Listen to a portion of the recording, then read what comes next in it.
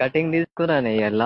ఎందుకు తీసుకున్నావు? నువ్వు అంటావు కటింగ్ వేసుకుంటే మంచిగా ఉండా అంటావు, మళ్ళీ వేసుకుంటావు నువ్వే. మమ్మీ తిట్టింది బాగా. మంచిగా డాడీ కత్తెర పట్టుకొని వచ్చిండు, మధ్యలోకి వెళ్ళి కట్ చేస్తా అన్నాడు. బాగా ఇది చేసిర్రు, సరే అని పోయి వచ్చిన.